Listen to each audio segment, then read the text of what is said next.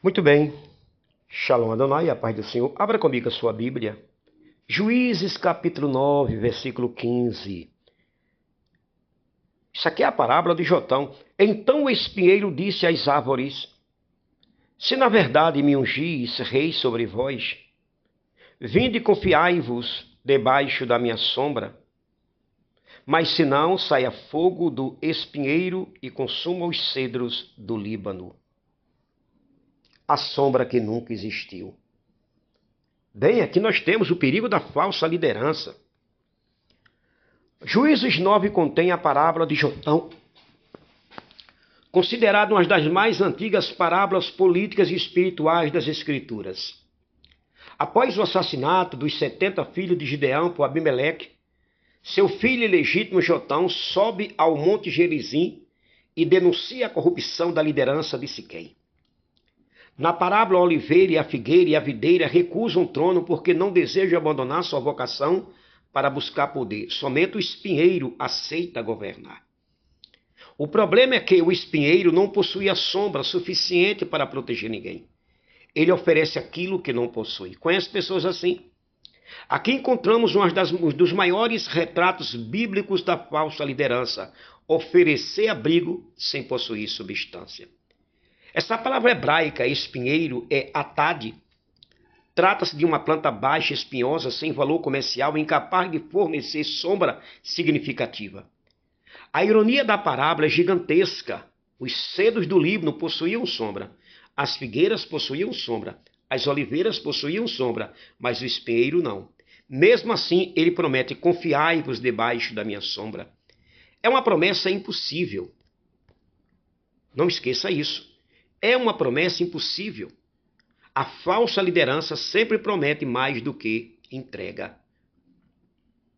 Ou mais do que pode entregar. Essa é a expressão correta.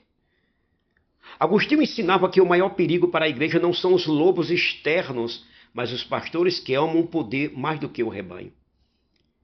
Afirmava que muitos desejam o púlpito porque amam a honra do cargo, mas rejeitam o peso da responsabilidade. Ouça isso. O falso pastor deseja ser visto acima do povo, mas não deseja carregar o povo diante de Deus. O espinheiro de Jotão é exatamente isso.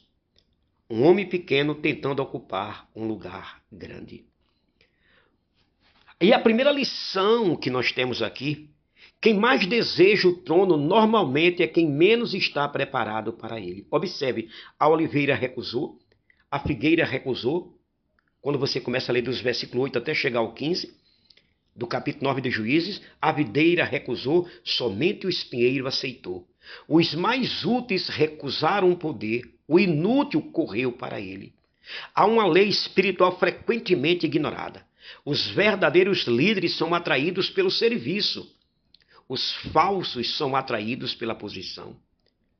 Quanto menor o caráter, maior a obsessão pelo cargo. O espinheiro não queria servir as árvores, queria governá-las. Não esqueça isso. A segunda lição que nós temos aqui é que a falsa liderança vive de uma sombra imaginária. O espinheiro oferece sombra, mas não possui sombra.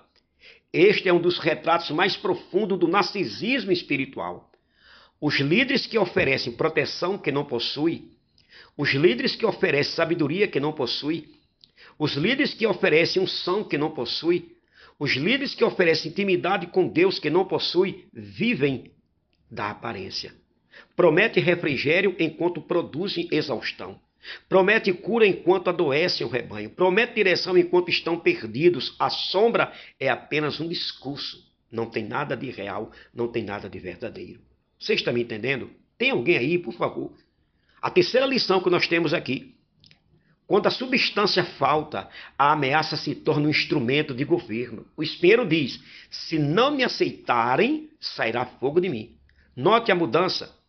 Ele não consegue liderar pela influência, então tenta liderar pelo medo. Esta é uma marca clássica da falsa liderança. Quando você estiver numa guerra que o pastor quiser liderar você pelo medo, pela imposição absurda da força humana, caia fora, meu querido. Quando não possui autoridade moral, usa a intimidação. Quando não possui exemplo, usa pressão. Quando não possui respeito, exige submissão. O falso líder sempre substitui caráter por controle. Que lástima é o momento que a igreja vigente está vivendo. A quarta lição: o espinheiro não produz frutos, mas produz feridas. A oliveira produz azeite, a figueira produz doçura, a videira produz vinho, o espinheiro produz espinhos. Tudo que toca é ferido. Aqui está um princípio raramente pregado. Toda liderança transmite sua natureza ao ambiente que governa. Se o líder é amargo, produzirá amargura. Se é orgulhoso, produzirá competição. Se é carnal, produzirá carnalidade. O espinheiro não consegue gerar frutos, porque sua natureza é ferir. Ele só sabe produzir espinhos. A quinta lição e última que nós temos aqui é que o maior juízo de Deus não é dar um tirano, mas permitir que o povo o escolha. Esta é talvez a lição mais profunda da parábola. As árvores escolheram o espinheiro. Deus não impôs, eles o desejaram. Muitas vezes o juízo divino não vem quando Deus envia um líder mau. Vem quando Deus permite que um povo receba exatamente o líder que seu coração deseja. Se quem escolheu Abimeleque e depois foi consumida pelo fogo que saiu dele. A falsa liderança geralmente surge sozinha. Ela cresce porque pessoas preferem carisma à santidade, aparência à essência e poder à piedade. Portanto, meu querido, Juízes 9:15 nos ensina que o maior perigo para a igreja não é apenas um líder sem capacidade, é um líder que oferece sombra sem possuí-la. O espelho é o retrato daqueles que desejam posição sem vocação, autoridade sem serviço, influência sem caráter, honra sem cruz, arrependimento sem lágrimas. O verdadeiro líder é como a oliveira, a figueira e a videira. Não vive para ocupar um trono, mas para produzir fruto. Porque líderes autênticos não precisam prometer sombra. Sua própria vida já se tornou um lugar de descanso para os cansados. A minha pergunta para terminar é: e aí, você produz frutos ou você produz espinhos? Você é um pai que produz frutos ou espinhos? Você é uma mãe que produz frutos ou espinhos? Você é um filho que produz frutos ou espinhos?